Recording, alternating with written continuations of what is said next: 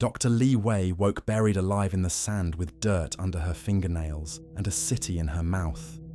Not sand, powdered brick, mortar dust, the taste of construction. She spat and felt fragments of carved stone fall from her tongue.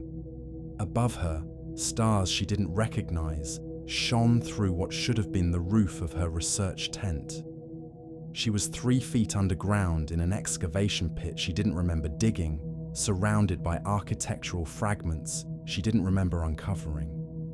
Her GPS showed she'd moved 47 kilometers south during the night. Impossible, since she'd been asleep in her tent. But her boots were filled with sand, her backpack contained tools caked with mortar, and her camera held 847 photographs of underground chambers she'd never seen. In the photos, her hands worked by flashlight, placing stones with impossible precision, building walls that followed no earthly architectural tradition. Her face was visible in some shots, eyes open but vacant, moving with the mechanical certainty of someone who had performed these actions thousands of times before. The timestamp showed the photos were taken over 6 hours while she slept. She'd been sleepwalking. But sleepwalkers don't excavate cities. Sleepwalkers don't build monuments. And sleepwalkers don't work with the skill of master craftsmen while unconscious. Li Wei pulled herself from the sandy pit and looked around. The Taklamakan desert stretched endlessly in all directions, but this section looked wrong. The dunes had been modified, shaped into geometric patterns that suggested vast construction beneath the surface. Stone blocks protruded from the sand at regular intervals, forming the outline of something enormous buried just below ground level. She had come to the Taklamakan to study Silk Road archaeology, to document the trade routes that had once crossed this desert of death before the sands claimed them. But according to her camera, she had spent the night building something that belonged to no known civilization. Li Wei checked her field notes from the previous day. Normal archaeological observations, pottery fragments, possible foundation stones, nothing that suggested major construction. But the final entry, written in her handwriting, made her blood freeze. Day 73. The deep work begins tonight. The foundation layer is nearly complete. Soon I will join the others in the permanent construction phase. The city demands skilled hands, and I am ready to serve. She had no memory of writing those words, had no idea what deep work meant or who the others were. She had been working alone in the Taklamakan for 73 days, documenting sites along the ancient Silk Road. But as she looked at the photographs on her camera, scrolling through image after image of herself building in the darkness, Li Wei began to understand that she hadn't been alone at all. In the background of several photos, barely visible in the flashlight's periphery, she could see other figures working, dozens of them, moving with the same vacant precision, placing stones and mortar with the coordination of a construction crew that had been working together for centuries. All of them sleepwalking, all of them building the same impossible city. Li Wei grabbed her satellite phone and tried to call her university, but the signal was dead. Not unusual in the deep desert, but the phone's GPS was behaving strangely too, showing her location as coordinates that placed her several hundred kilometers from where she should be. She walked to the edge of the construction site and climbed the nearest dune to get a better view of what she'd been building. What she saw from the ridge made her sink to her knees in the sand. The underground city stretched for kilometers in every direction.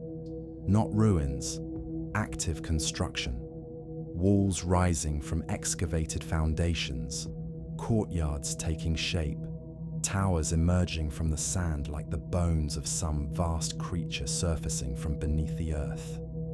And everywhere people were working.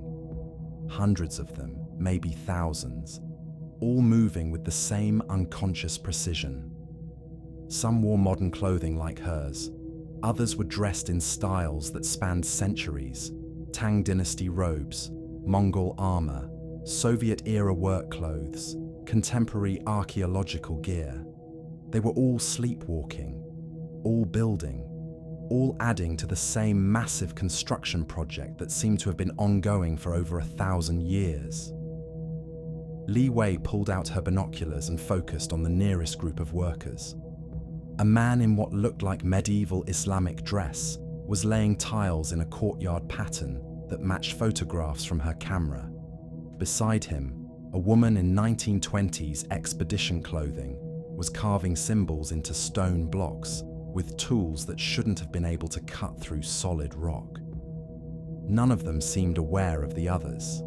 Each worked in their own bubble of unconscious purpose, following some master plan that existed only in their sleeping minds. Li Wei's hands shook as she lowered the binoculars. She had stumbled into something that couldn't exist. A construction project spanning centuries, worked on by people from different eras who had somehow all been drawn to this section of the Taklamakan Desert to build the same impossible city. But as she watched the workers below, Li Wei felt a familiar sensation beginning in her mind. A drowsiness that had nothing to do with fatigue. A pulling sensation, as if something deep beneath the sand was calling to her, drawing her back down to the construction site. She tried to resist, but her legs were already moving, carrying her down the dune toward the excavation. Her hands reached for the tools in her backpack without conscious direction. Her mind began to fill with knowledge she didn't remember acquiring. Architectural techniques, stone-cutting methods, construction sequences that would transform scattered blocks into soaring towers. The city was calling her back to work, and Li Wei realized with growing horror that she might have been answering that call for much longer than 73 days. She reached into her backpack and found a journal she didn't remember packing. The cover was worn smooth, as if it had been handled for years. She opened it and found entries in her handwriting dating back to 1997, 27 years ago, when she had been 8 years old. Day 1, age 8. I dreamed of a city in the sand last night. Mother says it was just a nightmare, but I drew pictures of the towers all morning. They look real. Day 8:47, age 15. I sleepwalked again last night. Found myself in the backyard, with dirt under my nails and sand in my shoes. The desert dreams are getting stronger. Day 2, 901, age 23. Graduated with archaeology degree. Thesis topic: Lost cities of the Taklamakan. Professor Chen says I have unusual insights into desert construction techniques. If only he knew. Day 8736, age 31. Finally obtained funding for Taklamakan expedition. The city has been calling me back for 23 years. Time to answer. The journal contained thousands of entries spanning her entire life, documenting a relationship with the buried city that had begun in childhood and drawn her inevitably to this moment. Li Wei hadn't come to the Taklamakan to study the Silk Road. She had come because something beneath the sand had been calling to her since she was 8 years old, shaping her career, her research interests, her entire life, to bring her here as a skilled archaeologist, capable of contributing to its construction. As she read through the journal, Li Wei felt the drowsiness growing stronger. Her eyes wanted to close. Her hands wanted to reach for the construction tools. The city was patient, but it was ready for her to return to work. She forced herself to stay awake and continued reading, desperate to understand what was happening to her before the compulsion became too strong to resist. Day 9147. The city exists in multiple time periods simultaneously. Workers from across centuries contribute their skills. Tang dynasty engineers, Mongol architects, Soviet construction workers, modern archaeologists. all drawn by the same calling, all building the same structure across geological time. Day 10-203. I understand now why I was chosen. The city needs someone who understands both ancient techniques and modern methods. Someone who can bridge the construction knowledge of different eras. I am the translator between centuries of builders. Day 10-555. The foundation phase is nearly complete. Soon the city will be ready for its true purpose. Soon the thing that sleeps beneath the desert will wake, and it will need a home worthy of its ancient power. Li Wei looked up from the journal as the implications sank in. The city wasn't just a construction project, it was a dwelling. Something had been sleeping beneath the Taklamakan desert for millennia, and it had been using human sleepwalkers to build it a home. Every person who had ever disappeared in the Taklamakan, every explorer who had vanished into the desert of death, hadn't died of exposure or dehydration. They had been recruited by whatever lay beneath the sand, their minds commandeered to serve as construction workers in an architectural project that spanned centuries. And Li Wei wasn't a recent recruit. She had been part of this project her entire life, drawn back to the desert again and again in her dreams, preparing for the moment when she would join the permanent construction crew. The drowsiness was overwhelming now. Li Wei could feel her consciousness slipping away, replaced by the focused purpose of someone who had work to do. Important work. Work that had been waiting for her for 27 years. She tried one last time to resist, to stay awake, to escape the desert before the compulsion took complete control. But as her eyes closed and her hands reached for the construction tools, Li Wei felt a strange sense of peace. She was home. She had always been meant to be here. The city had been calling to her since childhood, and now she could finally answer. Li Wei's last conscious thought was a fragment of understanding. The city was almost complete. After centuries of construction by sleepwalking builders from across history, the dwelling was nearly ready for its occupant. And when the construction was finished, the thing that had been sleeping beneath the Taklamakan desert for thousands of years would finally wake up and claim its new home. Li Wei began to work. When Li Wei woke again, it was dawn, and she was standing waist-deep in an excavation pit that definitely hadn't existed the day before. Her hands were bloody from hours of stonework. Her clothes were caked with mortar dust, and the taste of ancient brick filled her mouth. But this time, she remembered fragments of the night's work. Not full memories, more like echoes of purpose, impressions of vast architectural knowledge flowing through her unconscious mind. She remembered her hands moving with impossible skill, shaping stones that fit together without mortar, carving symbols that seemed to write themselves. She remembered working alongside figures from across history, all of them contributing different techniques to the same massive project. Most clearly, she remembered the sense of urgency that had driven the night's construction. The city was nearly complete. After centuries of slow building, the final phase was approaching. Li Wei climbed out of the pit and surveyed what had been accomplished during her hours of unconscious labor. The buried city had grown substantially. What had been scattered foundation stones yesterday was now recognizable architecture. Courtyards, towers, passages that descended deep into the earth. The construction quality was extraordinary, showing mastery of techniques from multiple historical periods seamlessly integrated into a unified design. She pulled out her camera and found that it had automatically documented the night's work. Hundreds of photographs showed her hands placing each stone, carving each symbol, contributing to architectural elements that required knowledge she didn't consciously possess. But the most disturbing images were the ones showing her working alongside the other sleepwalkers. Men and women from different centuries, all moving with the same unconscious coordination. In several photos, Li Wei could see herself consulting with a man in Tang dynasty robes about the placement of a particular stone block. The collaboration looked natural, as if they had been working together for years. Li Wei checked her field journal and found new entries written in her handwriting during the night.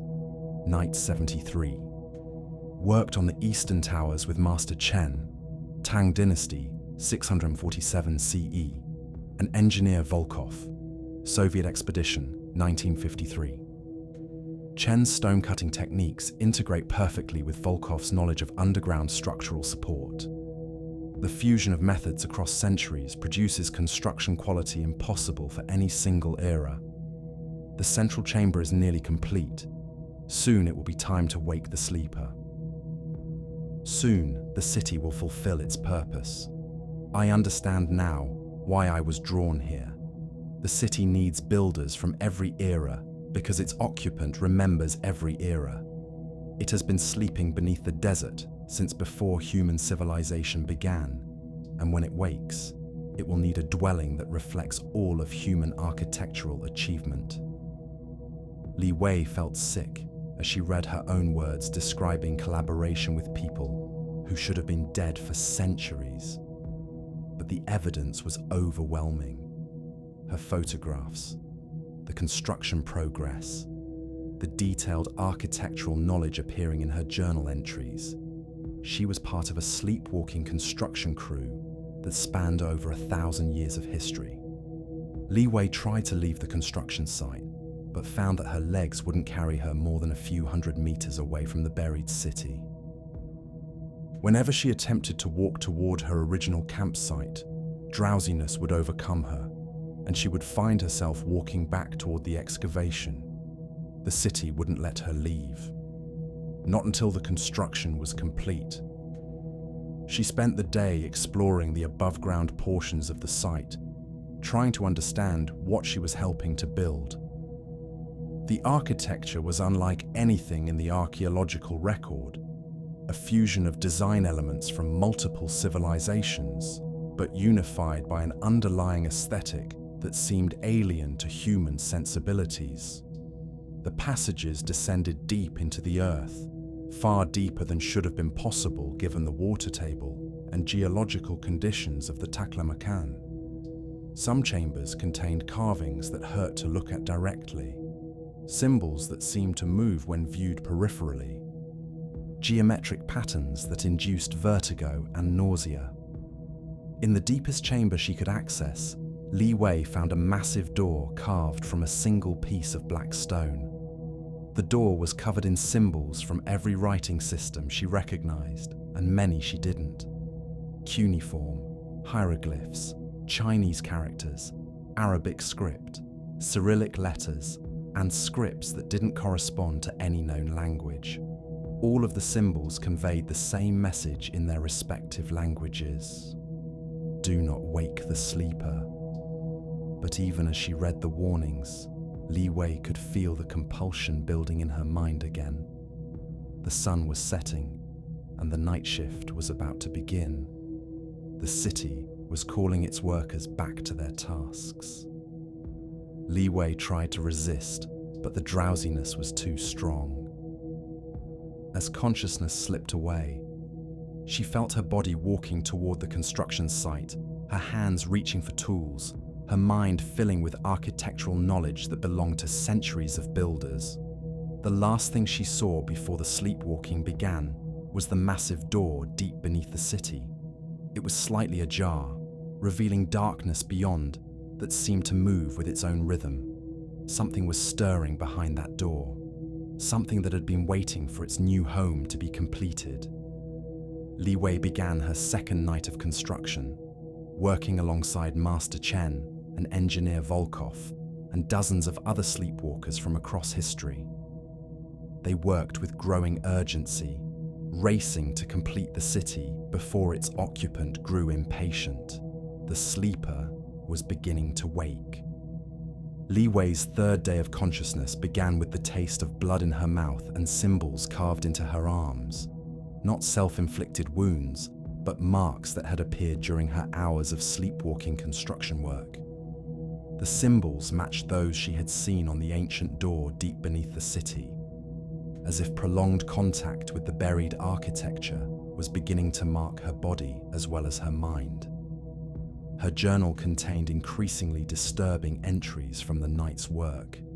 Night 75. The sleeper stirs. The door opens wider each night. Soon the construction must be complete, or the awakening will occur in an unfinished dwelling. This would displease the sleeper greatly. Master Chen reports that similar construction occurred in the 7th century, but that project was abandoned when the Tang dynasty withdrew from the Silk Road. The sleeper was forced to return to deep slumber. It has been waiting for a new generation of builders ever since. I am the key worker for this phase. My knowledge of modern archaeological techniques allows me to direct workers from other eras toward maximum efficiency. I am becoming the foreman of a construction crew that spans a millennium. Li Wei stared at the journal entry in horror. She wasn't just a worker. She was being transformed into a supervisor, someone with enough knowledge to coordinate builders from different historical periods. The city was promoting her within its strange hierarchy. She tried to call for help using her satellite phone, but found that the device had been modified during her sleepwalking hours. Components had been removed and rearranged, transforming the phone into something that looked more like a ritual artifact than communication equipment. Li Wei realized that the Sleepwalkers weren't just building architecture, they were also modifying modern technology to serve the city's purposes, ensuring that no one could call for rescue or escape. She was completely isolated in the Taklamakan desert, with a construction crew of sleepwalking builders from across history, and every night she was losing more of her conscious control to whatever force was directing the project. Li Wei spent the day trying to map the underground city, hoping to find an exit route or at least understand what she was helping to build. The passages extended far deeper than should have been geologically possible, descending through layers of sediment that represented thousands of years of desert accumulation. In the deepest accessible chambers, she found evidence of the city's long history. Construction tools from different eras lay scattered throughout the tunnels. Tang dynasty chisels, Mongol metalworking equipment, Soviet engineering instruments, modern archaeological gear. The city had been drawing builders from every civilization that had attempted to cross the Taklamakan. But the most disturbing discovery was a chamber filled with personal belongings from disappeared explorers spanning centuries. Marco Polo's expedition notebooks, equipment from Aurel Stein's early 20th century expeditions, gear from Soviet geological surveys, modern satellite phones and GPS devices. Every explorer who had vanished in the Taklamakan had ended up here, recruited into the city's construction project. Li Wei was just the latest in a long line of sleepwalking builders. She found a collection of journals from previous workers, all describing the same experience she was having: the compulsive nighttime construction, the gradual loss of conscious control, the growing urgency as the city neared completion. But the most recent journal belonged to Dr. James Harrison, a British archaeologist who had disappeared in the Taklamakan in 2019. His final entries painted a terrifying picture of what happened to workers when the construction project was complete. Day 2147. The city is finished. The sleeper has awakened. It walks the completed halls, inspecting our work. Those who built well are incorporated into the city's permanent staff.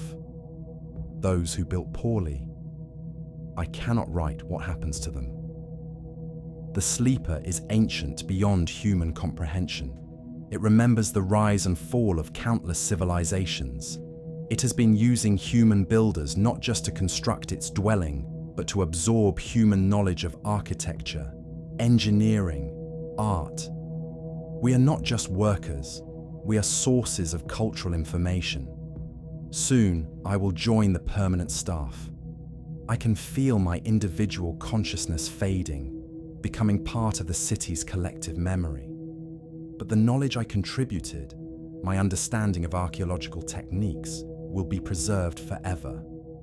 To whoever finds this journal, the sleeper is patient, but it is also ruthless.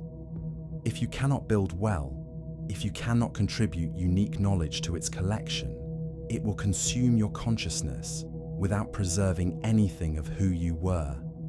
Build well. Build with purpose. It may be the only way to survive what's coming. Li Wei closed the journal as the implications sank in. The buried city wasn't just a dwelling, it was a repository of human knowledge, accumulated across centuries by absorbing the minds of skilled builders. The sleeper was collecting not just architecture, but the cultural memory of every civilization that had contributed to its home. And she was next in line to be absorbed. As the sun set on her third day, Li Wei felt the familiar drowsiness beginning to cloud her mind. But this time, there was something different about the compulsion.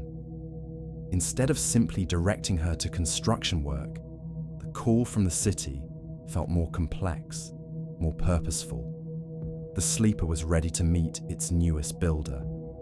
Li Wei walked down into the deepest chambers of the underground city, past the warnings carved into walls, past the collections of artifacts from disappeared explorers, toward the massive black door that had been opening wider each night. The door was now fully open, revealing a chamber beyond that pulsed with its own light. Not electric or flame, but something older and more fundamental. The light of consciousness itself, accumulated across millennia of absorbed minds. In the center of the chamber, something waited. Li Wei caught glimpses of it in her peripheral vision. Vast, ancient, composed more of accumulated memory than physical form. The sleeper had awakened, and it was ready to inspect the city its builders had constructed. Li Wei entered the final chamber, her consciousness already beginning to merge with the collective knowledge stored within the city's walls. She felt her individual thoughts joining with those of Master Chen, Engineer Volkov, Dr. Harrison, and hundreds of other builders from across history. But as her mind touched the vast intelligence of the sleeper, Li Wei realized something that the previous builders had missed. The sleeper wasn't just collecting human knowledge, it was preparing for something. The accumulated architectural wisdom, the fusion of techniques from across centuries, the underground city itself, all of it was preparation for a much larger construction project. The Taklamakan city was just the first. The sleeper intended to build similar structures across the globe, drawing skilled workers from every culture, absorbing the complete repository of human knowledge before humanity itself was no longer needed. Li Wei's last independent thought was a moment of desperate clarity. Someone needed to warn the outside world. Someone needed to prevent the sleeper from expanding its recruitment beyond the Taklamakan desert. But even as her consciousness merged with the city's collective memory, Li Wei knew it was too late. The sleeper had absorbed centuries of human knowledge, and now it was ready to use that knowledge to build on a scale that would reshape the world. The age of human construction was ending. The age of the sleeper's grand design was about to begin. And Li Wei, along with all the other absorbed builders, would spend eternity as tools in the service of something that remembered every civilization humans had ever created and planned to surpass them all.